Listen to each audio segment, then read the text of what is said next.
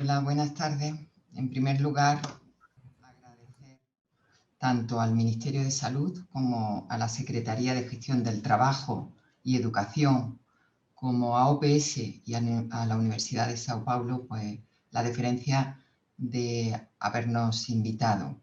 Y especialmente a la doctora Mónica Padilla, a la cual siempre me veo obligada y jamás puedo decirle que no. Pues es casi una deuda moral que tengo con ella. Y bueno, yo quería comenzar mi intervención diciendo que, bueno, que yo, pese a las circunstancias que estamos viviendo, creo que la pandemia nos ha ayudado a aprender y a crecer mucho, en muchos aspectos, tanto en la gestión de los servicios sanitarios como en la gestión de lo que es los profesionales. Y elementos que probablemente hace un año no entendíamos, ahora entendemos. Bueno, yo voy a compartir una presentación, un momento que me gustaría, bueno, pues revisar, que nos sirva de hilo conductor, ¿no? En ese sentido, a ver, ya.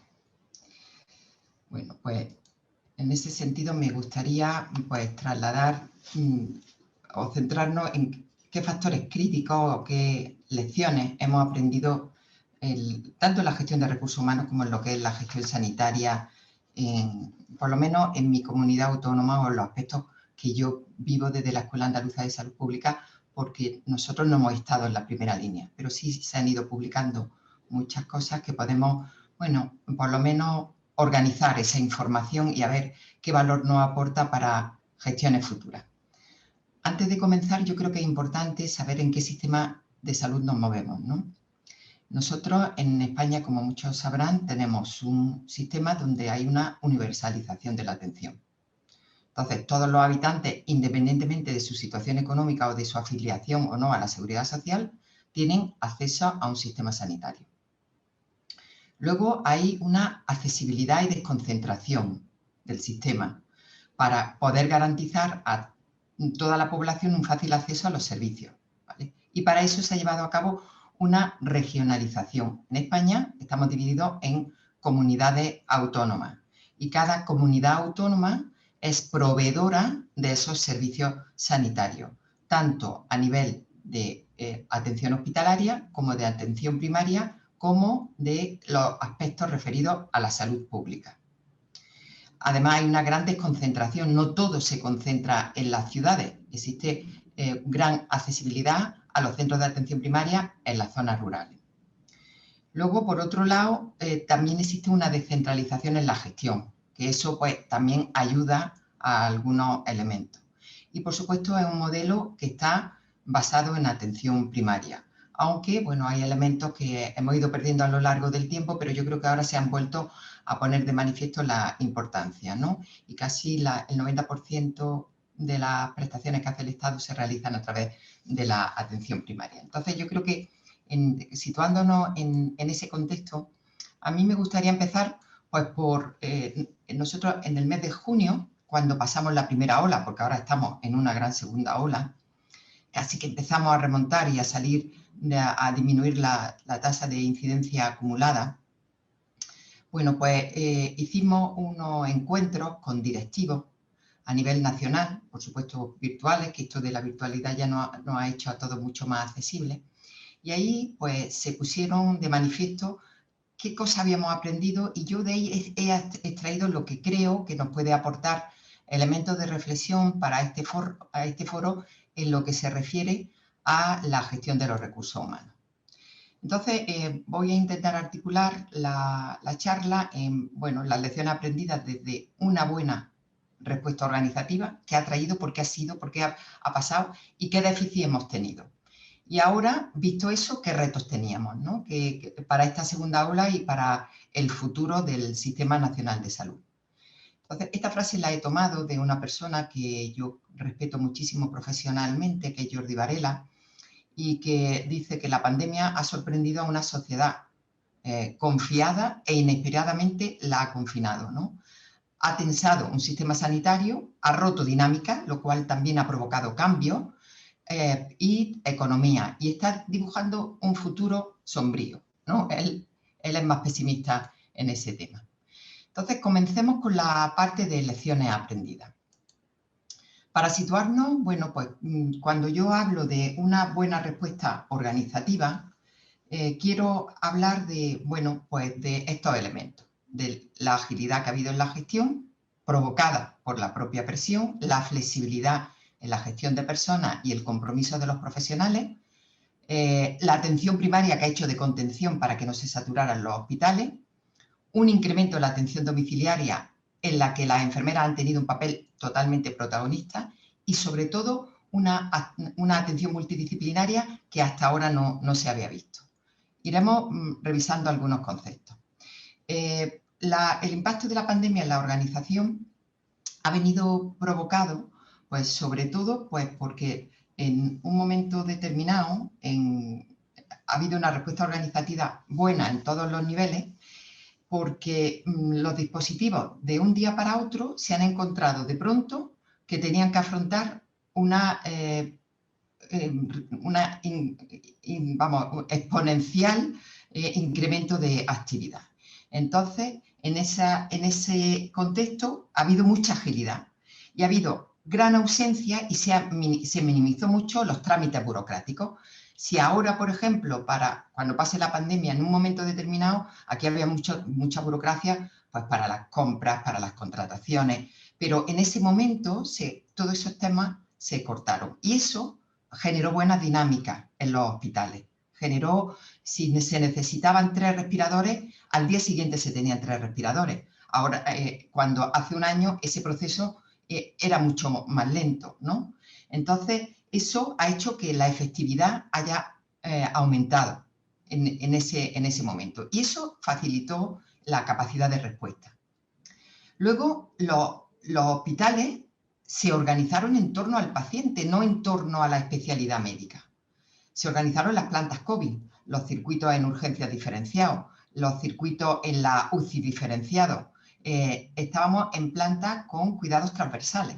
Entonces, eso que hasta hace poco se venía reivindicando como una necesidad de mejora del sistema, la crisis lo obligó o lo sacó a flor y los servicios, todos los hospitales, se organizaron en torno a eso, ¿no? Y yo creo que eso ha sido uno de los elementos de los cuales podemos sentirnos especialmente orgullosos, ¿no? Luego, desde la atención primaria, también ha habido un papel importante, que ahora lo veremos, ¿no? Y lo que se ha ido haciendo es intentar, bueno, pues dar respuesta a esa demanda tan tremenda. Luego, otro elemento importante es la autonomía de gestión. Fue la autonomía de gestión, la gestión clínica, que ha permitido un cambio.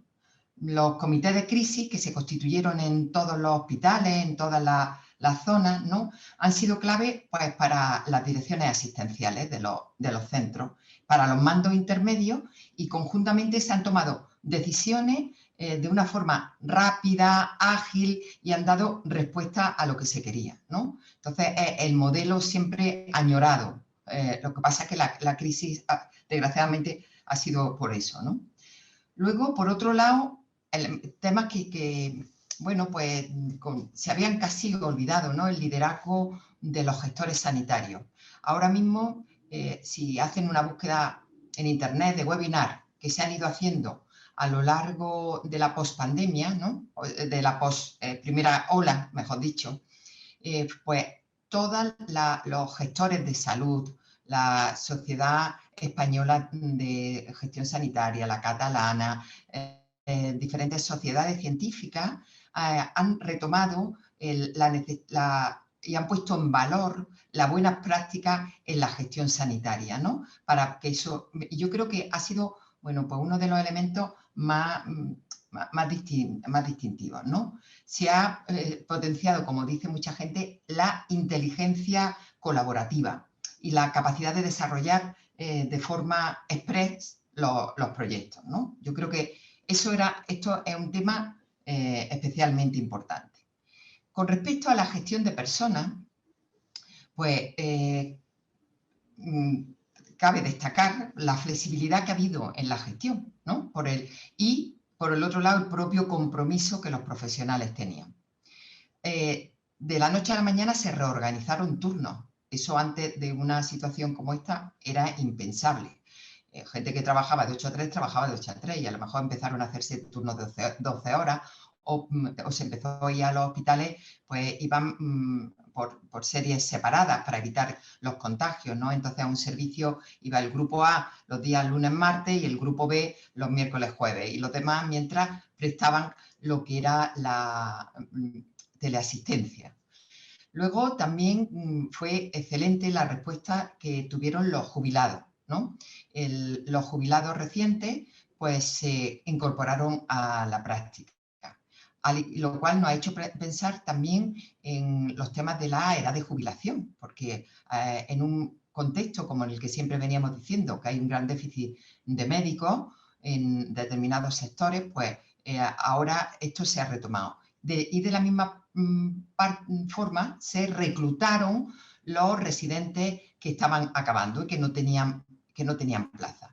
Y eso que antes era inviable porque el marco normativo no lo permitía, pues fue una realidad. Y de hecho, bueno, pues todavía siguen haciendo trabajo. Y esa flexibilidad, en parte, bueno, estoy describiendo lo que pasó, pues no deberíamos de perderla. Luego yo quiero, destacar por encima de todo el papel de la atención primaria. Nosotros, ya saben que, bueno, que había una gran crisis en el sector de atención primaria, en cómo se gestionaba la demanda, y ha habido una gran revolución, ¿no? No se hace telemedicina, porque es lo que de momento se hace llamada telefónica, pero ha sido un antes y un después, ¿no? La gestión de la demanda, cómo se ha hecho, el seguimiento de los pacientes con la COVID, el seguimiento, bueno, el rastreo de los contactos, el seguimiento de los pacientes crónicos y sobre todo, pues también muchos elementos que se han quitado de burocracia que venían asociados pues, a todo. Bueno, pues ya sabemos que atención primaria con el tema de las bajas, con muchos elementos movía mucha burocracia. Y ese hecho podemos decir pues, que durante la pandemia se minimizó, ¿no? Yo hablo sobre todo de Andalucía, que es lo que más conozco. Nosotros además como Escuela Andaluza de Salud Pública, en la segunda semana de confinamiento nos pusimos con la Subdirección de Atención Primaria a elaborar un protocolo de atención telefónica para los médicos de atención primaria para hacer lo que era el triaje del paciente con COVID o sospechoso. Y en eso, bueno, pues colaboramos con diferentes distritos sanitarios. Lo que se sacó de ese trabajo, que lo hicimos en 3 días, se incorporó a los sistemas de información y los médicos en su consulta accedían al sistema de información con la llamada telefónica y iban registrando. Entonces hubo una capacidad de respuesta de cosas que a lo mejor antes nos hubieran costado 6 meses hacerlas, que las pudimos ejecutar en una semana, ¿no? Entonces, bueno, pues yo creo que en ese tema hubo una gran unión. Luego, en este caso, todo el tema, el papel que jugó tan extraordinario la enfermería, ¿no? Porque lo que han hecho ha sido incrementar el apoyo domiciliario, ¿no? Sobre todo, y esto ha sido un papel muy importante de la enfermería para los pacientes crónicos y frágiles. Aquí hay una estrategia de cuidado en Andalucía que desarrolló todo esto para ver cómo evitar que el paciente mayor, crónico, aislado, pudiera quedarse, bueno, pues sin prestaciones, ¿no? Entonces ahí, bueno, hubo un movimiento organizativo muy bueno, ¿no? Yo es que me siento especialmente orgullosa de cómo se gestionó todo esto, ¿no? Y de hecho además tuvo impacto. Y nosotros hemos tenido afortunadamente menos mortalidad que en otros sitios, ¿no? Y luego, pues, temas que yo hablaba el otro día con una amiga que era gerente en aquel momento en un hospital y me dijo, mira Pilar, lo que a mí me ha sorprendido, una de las cosas, bueno, como en tema casi de humor, que más me ha sorprendido es el día que yo vi a un cirujano masilofacial pasar la planta COVID. Es decir, pasar y ver a los pacientes COVID. Entonces, hubo una reconversión, ¿no? Se diluyeron las especialidades. En medicina interna y neumología se vio ayudada por cardio, por los hematólogos. Todos los médicos recuperaron su parte de la medicina y dejaron al lado la superespecialización para prestar sus servicios, ¿no? Porque el objetivo de todo era prevenir contagios, salvar vidas. Entonces, eso yo creo que ha sido uno de los temas, bueno, pues que estábamos todos esperando y han tenido que venir, desgraciadamente, este factor para que se produjera, ¿no? Entonces, muchos de los especialistas pues, han recuperado esa troncalidad tan añorada, ¿no? Luego, bueno, pues también la telemedicina ha venido para quedarse, ¿no? En ese sentido. Entonces, bueno, pues yo, a ver, un momento que quería antes de esto comentar algún aspecto de lo de la telemedicina, que no lo tengo aquí recogido. Y es que, bueno, pues que la atención primaria y las consultas externas de los hospitales se organizaron fundamentalmente pues, a base de las prestaciones telefónicas. Entonces, en los hospitales, antes, pues un hospital podía mover, y ustedes lo saben, con las primeras visitas al especialista y las visitas sucesivas, miles de pacientes al día. Entonces, eso se redujo, no se anularon las citas y se convirtieron en citas telefónicas. Y hubo una reconversión del problema es que había que desarrollar las competencias, ¿no? En ese sentido, bueno, pues también creo que es importante que a nivel hospitalario también hubo una gran transformación, por ejemplo, en todo el tema de la farmacia hospitalaria. Los pacientes de consultas externas que tenían que venir a recoger medicamentos muy valiosos, los medicamentos biológicos, en el Crohn, en determinadas enfermedades, pues se organizaron para llevársela al domicilio del paciente y empezaron los servicios de telefarmacia. Incluso determinados concesionarios ofertaron sus coches o taxistas para llevar los medicamentos desde el hospital al domicilio del paciente para evitar que se desplazara. Y ahí ha habido una gran revolución en la forma de actuar y de trabajar de los servicios de farmacia hospitalaria. Y yo creo que chapó. Y la farmacia comunitaria, lo que son las farmacias de la calle, ¿no? Fueron uno de los lugares más próximos que soportaron la primera línea y donde los pacientes, porque eran de los pocos establecimientos que estaban abiertos y son establecimientos muy accesibles. Entonces ha habido una gran revolución y se ha puesto encima de la mesa el recuperar al farmacéutico como profesional de la salud. Pero bueno, también ha habido déficit, ¿no? Hablando desde el punto de vista sobre todo de de cómo abordamos la primera, cosas que ahora a lo mejor ya en la segunda ola no han pasado. A nosotros el aprovisionamiento de materiales críticos para todo lo que son los equipos de protección individual, para los médicos, para las enfermeras, pues al principio nos pilló totalmente desprevenidos, ¿no? Entonces era improvisar. Hubo un tremendo esfuerzo por parte de los servicios centrales del Servicio Andaluz de Salud para comprar y para poder aprovisionar, pero el problema es que el mercado estaba sin recursos. No había mucha oferta, o sea, mucha demanda y poca oferta, ¿no? Y además, pues cosas que jamás habían pasado. Nos contaba la responsable de prevención de riesgos laborales que jamás había pasado en Andalucía, y era que a lo mejor compraban unas mascarillas y de pronto pues valoraban que tenían que mandarlas al Centro Nacional a que las validaran porque veían que no reunían las condiciones, porque se compraron cosas que normalmente a lo mejor en otros contextos no hubieran pasado los controles de calidad. Pero de eso sí que se aprendió.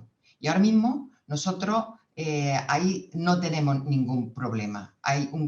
Se han articulado desde el punto de vista de la logística varias plataformas logísticas que tienen almacenados los EPI y el material necesario para atender las necesidades de los profesionales sanitarios. Y para evitar riesgos, se han desconcentrado en Andalucía, que somos unos 8 millones de habitantes, en dos almacenes diferenciados, ¿no? Entonces, ahora mismo nosotros ese problema no lo tenemos, ¿no? Hemos abordado perfectamente la segunda ola en los servicios sanitarios. Pero lo que sí es un problema ha sido el gran, bueno, pues todo el tema de la salud mental. Sé que en esta mesa y a lo largo de este simposio se van a tratar, con lo cual yo no me voy a extender en eso, porque el profesional sanitario ha sufrido doblemente, tanto en el contexto de su propia actividad profesional, como luego como ciudadano más que acudía a su casa, ¿no? Y que todo el mundo estaba confinado. Pero bueno, en esta mesa hay expertos que van a hablar de esos problemas. ¿Y qué cosas, no? Yo creo que podemos ser elementos para el futuro. Bueno, pues yo creo que elementos que se han dicho y que todo el mundo tenemos muy claros, como que sea un sistema, necesitamos un sistema de salud cada vez más dotado, efectivo y ágil. Ahora iremos viendo cómo vamos a organizar cómo vamos a gestionar esta organización y cómo vamos a incorporar estos modelos de gestión, cómo vamos a hacer que lo que ha pasado se quede, ¿no? Lo bueno que hemos tenido, cómo lo vamos a incorporar en la gestión futura. Entonces, desde ese punto de vista, bueno, pues se ha puesto de manifiesto cosas que hasta ahora, bueno, la salud pública era la eterna olvidada, ¿no? La salud pública era el patito feo de los temas de salud, porque todo aquí íbamos a la superespecialización. Entonces, ahora se ha puesto encima de la mesa la necesidad de que exista un modelo nacional que nos garantice información adecuada y que nos garantice el poder dar respuesta a una pandemia que seguro que no va a ser la última, ¿no?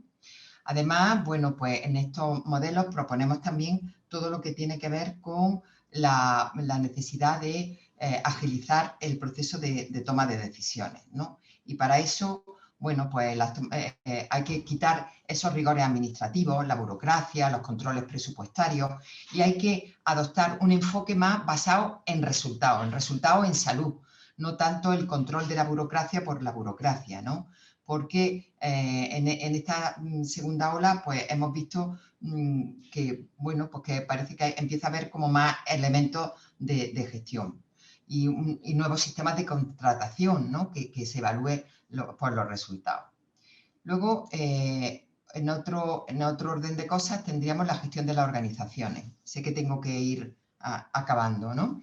Que la gestión de las organizaciones sanitarias tenemos que ir buscando más autonomía en la gestión de los equipos clínicos. Realmente hay que dotarlo de la gestión clínica, tanto en los servicios hospitalarios como en los servicios de atención primaria y para sus mandos. Después, pues hay que reforzar mucho los procesos de selección. Nosotros tenemos un proceso de selección centralizado. Hay que hacerlo basado en los centros, ¿no? Y eso no solo lo dicen la mayoría de los informes de los expertos que se han ido publicando para que den respuesta realmente a lo que se necesita. Luego, que existan unidades clínicas transversales, que no exista tanta superespecialización, que evolucionemos hacia algo más colaborativo, no a segmentar y a fragmentar tanto la medicina, porque hemos visto que el equipo y el trabajo multidisciplinario ha dado sus resultados. Después hay que seguir potenciando la atención realmente telemática, y telemática no es telefónica, es telemática, ¿no? Es como en un momento determinado nos podemos estar viendo. Nosotros esta mañana hemos tenido una sesión clínica hospitalaria con un hospital, porque ahora ya esa es la ventaja que tiene esto, ¿no? Que ya podemos hacer sesiones reuniendo a los 30 y tantos hospitales que tiene Andalucía. Y hemos hablado sobre cómo, qué capacidad o qué competencias tiene que desarrollar un profesional que va a hablar telemáticamente con un paciente, ¿no? Entonces, temas que hasta ahora no abordábamos, ahora ya son un eje central dentro de lo que es la formación y el desarrollo. Luego hay que eliminar tareas administrativas del trabajo clínico, ¿no? Y aquí veremos un poco lo que es lo del tema del modelo Toblerone que se proponía, ¿no? Y seguir impulsando otra descentralización. Y luego una atención primaria que se debe organizar su trabajo, pues sobre todo en base a las necesidades de las personas, ¿no? El triaje de la demanda es algo que ahora mismo se está haciendo vía telefónica, pues que se tiene que seguir potenciando y haciendo de otra manera diferenciada. Y por último, ¿no? Cuando hablamos de modelos más flexibles y de profesionales,